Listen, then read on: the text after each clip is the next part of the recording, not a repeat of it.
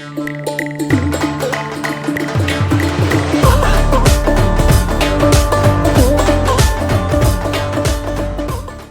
நேயர்களே, இன்றைய செய்தி கண்ணோட்டத்தில் நாங்கள் பிள்ளையானின் கைது தொடர்பான செய்தியையும் 50க்கு மேற்பட்ட லஞ்சம் ஊழல் தொடர்பான வழக்குகள் எதிர்வரும் காலங்களிலே நீதிமன்றத்தில்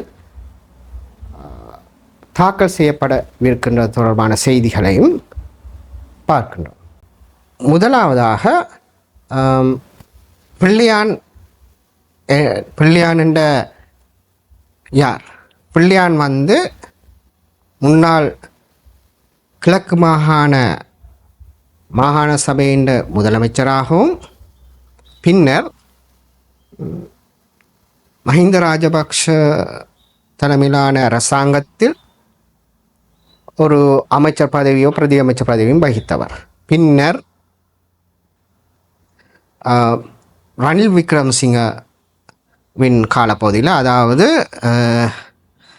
கோத்தபாய ராஜபக்ஷ அரசிலிருந்து விலகி ரணில் விக்ரமசிங்க அரசை பொறுப்பேற்ற பின்னர் ஆன காலப்பகுதியில் இவர் அமைச்சர் பதவியை ஏற்றிருந்தார். இதற்கிடைப்பட்ட காலங்களில் விடுதலை புலிகளிலிருந்து வெளியேறிய பின்னர் இவர் பராமிலிட்டரியாக செயற்பட்டதாகவும் தகவல்கள் சொல்கின்றன. அது தொடர்பாக பின்னர் கவனிப்போம். இவர் இப்பொழுது அண்மையில் சிஐடியினரால் கைது செய்யப்பட்டு டிஓ 90 நாள் டிஓ அடிக்கப்பட்டு, அதாவது டிடெக்ஷன் ஆர்டர் அடிக்கப்பட்டு தடுத்து வைக்கப்பட்டு அவர் விசாரணைக்கு உட்படுத்தப்பட்டிருக்கின்றார். இந்த டிஓவில் மென்ஷன் பண்ணப்பட்டிருக்கிறது என்னென்றால், இவர் கிழக்கு மாகாண பல்கலைக்கழக உபவேந்தருடைய கடத்தல் சம்பந்தமான தான் இவர் கைது செய்யப்பட்டிருப்பதாக. பின்னர் இந்த கைதை தொடர்ந்து சில அரசியல்வாதிகள் இவரை தொடர்பு கொள்ள முற்பட்ட போதும் அதற்கான அனுமதி கிடைக்காத பட்சத்தில் உதயன் கம்மன்மில தான் பிள்ளையானுடைய சட்டத்தரணி என்று சொல்லி முன்னிலையாகி பிள்ளையானை சந்தித்திருந்தார். இந்த சந்திப்பிற்கு பின்னர் உதயன் கம்மன்மில செய்தியாளர்கள் மாநாட்டில் தெரிவித்திருந்தார், பிள்ளையான் ஒரு பெரிய ஒரு தேச பற்றாளன் என்ற மாதிரியான தகவல்களை வெளியிட்டிருந்தார். ஆனால் அதை சரத் பொன்சேகா மறுத்திருந்தார். இப்படிப்பட்ட காலப்பகுதி இப்படியான செய்திகள் வெளிவந்து கொண்டிருக்கும் போது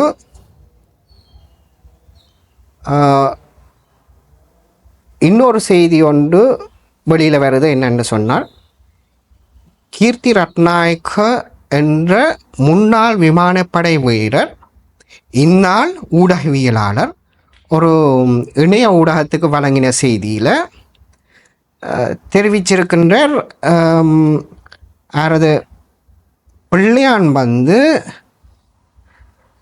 கிழக்கு மாகாண பல்கலைக்கழக உபவேந்தருடைய கடத்தலோடு மட்டுமின்றி பல வழக்குகளோடு பல கடத்தல்களோடு சம்பந்தப்படுத்திருக்கின்றார். அவர் சொல்லும்போது ஜெயராஜ் பெர்னாண்டோ பிள்ளையினுடைய கொலையிலையும் இவரும் கருணாவும் தான் ஈடுபட்டிருந்தனர் என்றும், ஜனக பண்டார தென்னக்கோனுடைய மர்டர்லையும் இவர்கள் சம்பந்தப்பட்டிருக்கிறார்கள். இது மாத்திரமில்லை, இது லிஸ்ட் பெருசாக நீண்டு கொண்டே போகுது. கீர்த்தி ரட்நாயக்கான லிஸ்ட் நீண்டு கொண்டு போகுது. அவர் சொன்ன அந்த சின்ன சிறுமிகள் இருவர் கடத்தப்பட்டு கப்பங்கட்டு கொல்லப்பட்ட நடவடிக்கைகளையும் இவர் இந்த ஊடகத்தில் சுட்டி காட்டியிருந்தார். அதே போல் 2005-6 காலப்பகுதியில் கொழும்பில் தமிழ் வர்த்தகர்களை குறிவைத்து கப்பம் பெறும் நடவடிக்கையில் இவரும் ஈடுபட்டிருந்ததாக சொல்லப்படும். இவரும் சில பல குழுக்களும் ஈடுபட்டதாக சொல்லப்படுது. இதில் என்னென்று சொல்லப்பட்டால் பல வியாபாரிகள் பெரிய வியாபாரிகள் எல்லாம் கடத்தப்பட்டு கொல்லப்பட்டதாகவும் சொல்லியிருக்கின்றார். கப்பம் கேட்டு கடத்தப்பட்டு கொல்லப்பட்டதாகவும் கூறியிருந்தார். இது கோட்டபாய ராஜபக்ஷவின் இதுக்கு பொறுப்பல்ல என்பதையும் அவர் சொல்லியிருந்தார். ஏன்னா கோட்டபாய ராஜபக்ஷ உடைய இன்ஸ்ட்ரக்ஷன் என்னன்னு சொன்னால் புலிகளுக்கு கப்பம் வழங்கியவர்களை பிடிச்சு தடுக்க சொல்லி. ஆனால் இவர்கள் என்ன செய்திருக்கின்றார்கள், சாதாரண வர்த்தகர்களையே கடத்தி சென்று கப்பம் பெற்று கொலைகளை புரிந்ததாக இந்த ஊடகவியலாளர் கீர்த்தி ரட்நாயக்க தெரிவிச்சிருக்கிறார். அத்தோடு மட்டும் இல்லாமல் இப்படியான ஒரு காலப்பகுதியில் தமிழ் வர்த்தகர்கள் கடத்தப்பட்டு கப்பம் பெறப்பட்டு கொல்லப்படுகின்ற காலப்பகுதியில் பல வர்த்தகர்கள் முன்னாள் பாராளுமன்ற உறுப்பினர் ஆன நடராஜ் ரவிராஜை சந்தித்து தாங்கள் இருக்கின்ற இக்கட்டான காலநிலை சம்பந்தமாகவும் தங்களுக்கு ஏற்படுகின்ற தொந்தரவுகள் சம்பந்தமாகவும் தங்களுடைய பாதுகாப்பற்ற தன்மை தொடர்பாகவும் முன்னாள் பாராளுமன்ற உறுப்பினரும் ஆன நடராஜ் ரவிராஜிடம் தெரிவித்திருந்தனர் என்று சொல்கிறேன். அதே போல் நடராஜ் ரவிராஜ் இது சம்பந்தமாக பாராளுமன்றத்தில் ஒரு ஸ்பீச் ஒன்று கொடுக்க இருந்ததாகவும் அந்த பாராளுமன்ற ஸ்பீச்சுக்கு நாட்களுக்கு முதல்தான் இவர் பிள்ளையானின் குழுவால் தான் ரவிராஜ் கொல்லப்பட்டதாக தெரிவித்தார். அதோடு வேறு சில குழுக்களின் ஓர்டரின்படி பிள்ளையான் குழு தான் இதற்கும் பொறுப்பண்டு இந்த கீர்த்தி ரட்நாயக்க தெரிவிக்கின்றார். அப்போ தான் இந்த ரவிராஜ லாயர்ஸ் ஆஃபீஸில் சந்தித்து தான் இந்த இன்சிடெண்ட் நடக்கிறதுக்கு 8 நாட்களுக்கு முன்னர் அவரை அலர்ட் பண்ணியிருந்ததாகவும் சொல்லியிருந்தார். அப்போ அவர் தான் ரவிராஜ் அவன் ஆஃபீஸில் சந்தித்து இப்படி அவருடைய லைஃபுக்கு த்ரெட் ஒன்று இருக்குன்னு சொல்லி அவர் தான் இருந்த இன்ஃபர்மேஷனை கொடுக்கும்போது சத்ரிகா ரணவக்க என்ற ஜூனியர் லாயரும் இருந்ததாக சொல்கிறார். அப்போ சத்ரிகா ரணவக்க என்ற ஜூனியர் லாயர் இதுக்கு சாட்சின்னு சொல்கிறார் தான் சொன்னதுக்கு. அப்போ ரவிராஜ் அது தான் இந்த தகவலை ரவிராஜுக்கு வழங்கி ரவிராஜ் அந்த நாளிலிருந்து 8 நாட்களுக்கு பிறகுதான் ரவிராஜ் கொல்லப்பட்டதாக இவர் தெரிவிக்கின்றார். அதே போல் ரவிராஜுடைய இறுதிச் சடங்கின் போது ஒரு மலர்ச்சாலை வைக்கப்பட்டதாகவும் அதில் கண்டோலன்ஸ் புக்ஸ் 2 கண்டோலன்ஸ் புக்ஸ் இருந்ததாகவும் சொல்கிறேன். கண்டோலன்ஸ் புக்குன்னு சொன்னால் இரங்கல் புத்தகம் 2 வைக்கப்பட்டிருந்ததாகவும் அதில் ஒரு புத்தகத்தில் தான் இந்த விஷயத்தை ரவிராஜுக்கு தான் இதுக்கு முதலே உங்களுக்கு நான் சொல்லியிருந்தேன், நான் இப்படி நடக்க போகுதுன்னு நீங்கள் அதை சொல்லியிருந்தான்னு சொன்ன தகவலை எழுதி தன்னுடைய பேரையும் அட்ரஸையும் கீர்த்தி ரட்நாயக்காண்டு பேரையும் தன்னுடைய அட்ரஸையும் எழுதி அவர்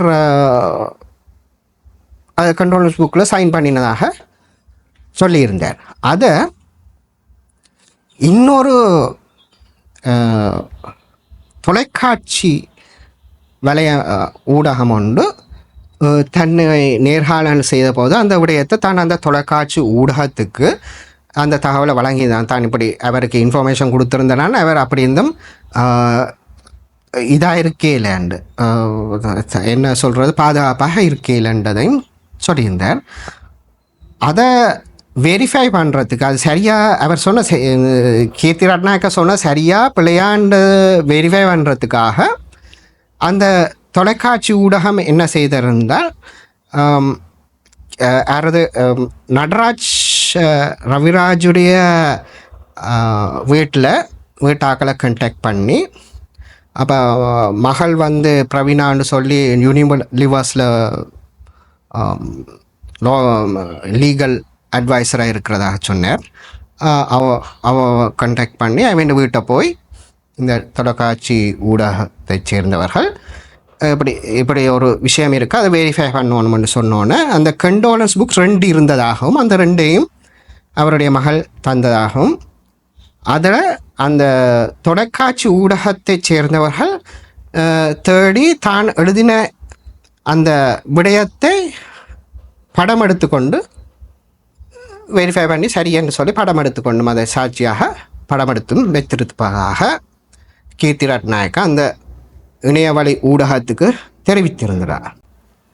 அது வந்து அவர் என்ன சொல்கிறார் என்றால் தான் அந்த காலப்பகுதியிலேயே இப்போ இப்படி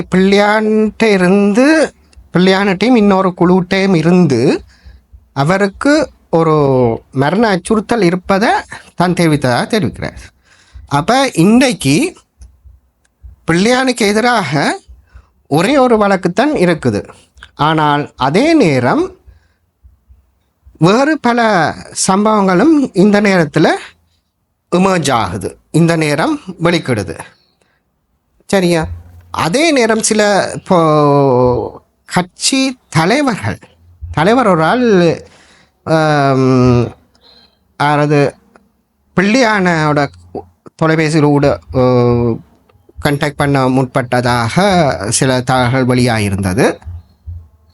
அது சம்பந்தமாக கீர்த்தி ரட்நாயக்கா தெரிவிக்கும் போது பிள்ளையான் எங்களுடைய அரசாங்கத்தை கவிழ்க்கும் ஒரு முயற்சி ஒன்று தொடர்பான ஒரு உரையாடலில் பங்கு பெற்றதுக்காக தன்னுடைய பகுதியில் பக்கத்தில் இருந்து இனிய பாரதி என்றவரை அனுப்பியதாகவும், இந்த இனிய பாரதி என்றவர் வெரி குட் ஷூட்டர் என்றால் துப்பாக்கியை கையாள்வதில் மிகவும் வல்லவர் என்று தெரிவிக்கிறார். இவரும் முன்னாள் புலனாய்வுத்துறை அதிகாரி ஒரு ஆளும் ஒரு முன்னாள் அரச தலைவரும் தான் இந்த கலந்துரையாடலில் ஈடுபட்டதாகவும், இலங்கையில் தான் இந்த கலந்துரையாடல் நடந்ததாகவும் எங்கே நடந்ததுன்றதை அவர் சொல்லல. அப்போ பிள்ளையான் என்ற ஒரு ஆள்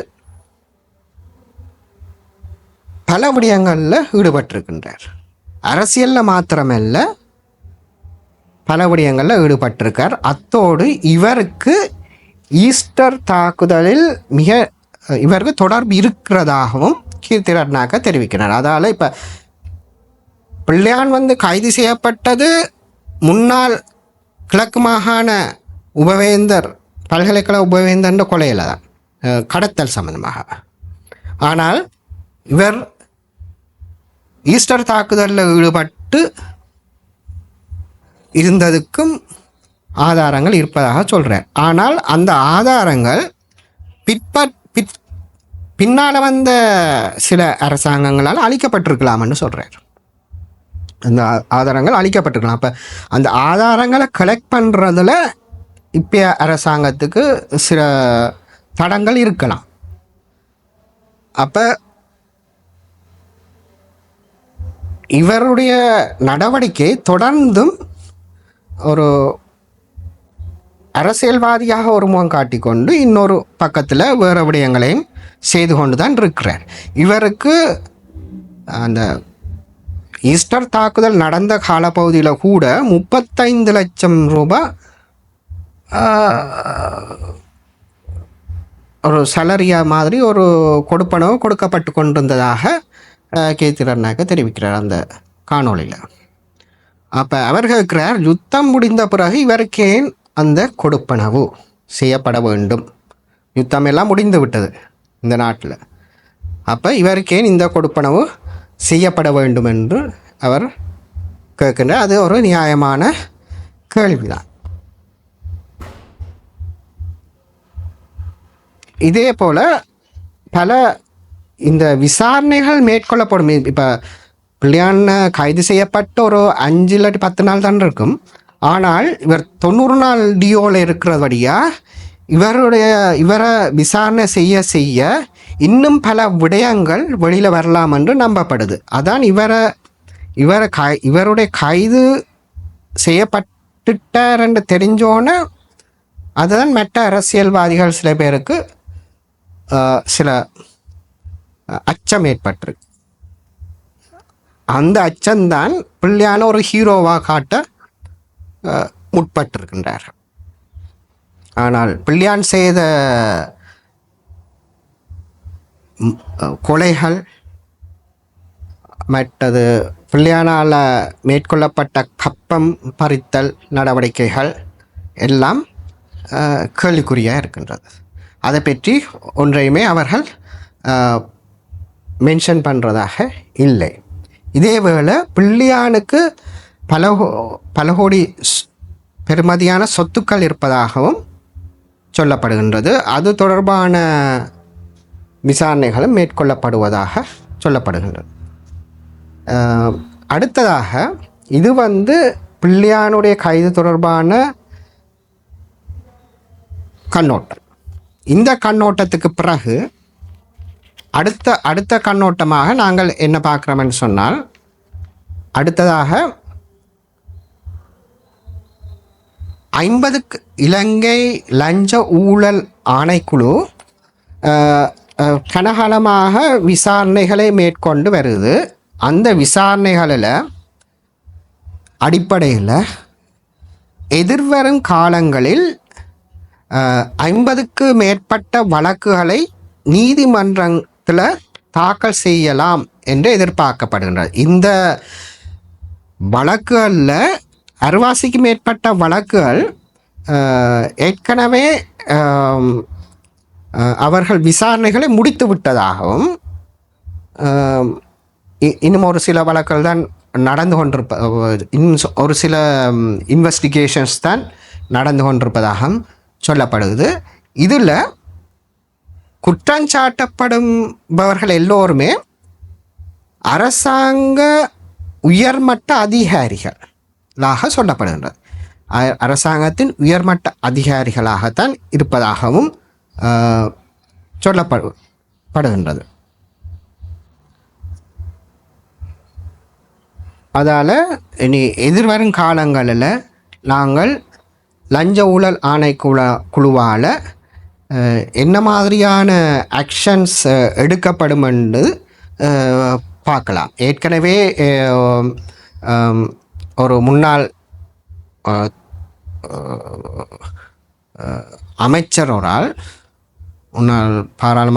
இந்நாள் பாராளுமன்ற உறுப்பினர், முன்னாள் முதலமைச்சர் ஒரு ஆள் 2016ஆம் ஆண்டு காலப்பகுதியில் அவர் வங்கிகளில் இருந்து ஃபிக்ஸட் டிபாசிட்ஸ் எல்லாத்தையும் வித்ட்ரா பண்ணி அந்த மேச்சுவர்ட் பீரியடுக்கு உள்ள முதிர்வு காலத்திற்கு முன்னர் அவர் ஃபிக்ஸட் டிபாசிட்ஸ் எல்லாத்தையுமே மீள பெற்றுக்கொண்ட அது தொடர்பான வழக்கொண்டு போய்கொண்டிருக்கு லஞ்ச ஊழல் ஆணைக்குழுவில். அந்த லஞ்ச ஊழல் ஆணைக்குழுவுக்கு ரணில் விக்ரமசிங்க, முன்னாள் ஜனாதிபதி ரணில் விக்ரமசிங்க தெரிவிச்சிருக்கின்றார் என்னென்றால், தான் அந்த காலப்பகுதியில் பிரதமராக இருந்ததாகவும், அந்த காலப்பகுதியில் மைத்ரிபால சிறிசேன ஜனாதிபதியாக இருக்கும்போது மைத்ரிபால சிறிசேனவால் ஒரு சர்க்குலர், ஒரு சுற்றறிக்கை ஒன்று விடுக்கப்பட்டதாகவும், அந்த சுற்றறிக்கையில் மாகாண சபைகள் எல்லாம் ஒதுக்கப்பட்ட நிதிகளை அந்த ஆண்டிலேயே செலவழிக்க வேண்டும் என்றும், செலவழிக்காத பட்சத்தில் அதை மத்திய அரசாங்கத்துக்கு திருப்பி அனுப்ப வேண்டும் என்றும், அதை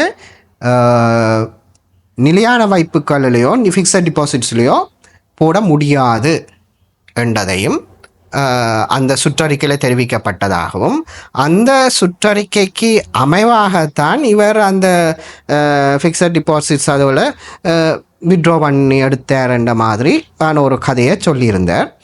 அதால் ரணில் விக்ரமசிங்கவை லஞ்ச ஊழல் ஆணைக்குழு 17ஆம் தேதி முன்னிலையாகும்படி வேண்டியிருந்தது. அவர் தனக்கு 17ஆம் தேதி முன்னிலையாக முடியாது என்று தெரிவித்திருந்தது குறிப்பிடத்தக்கது. அவர் முன்னிலையாகி என்ன சொல்கிறார் என்றதையும் நாங்கள் பார்ப்போம். இத்தோடு இந்த செய்தி கண்ணோட்டத்தை முடித்துக்கொண்டு நாங்கள் மீண்டும் ஒரு செய்தி கண்ணோட்டத்தோடு உங்களோடு சந்திக்கும் வரை வணக்கம், நன்றி. இந்த சேனலை சப்ஸ்கிரைப் பண்ண மறக்காது. நன்றி.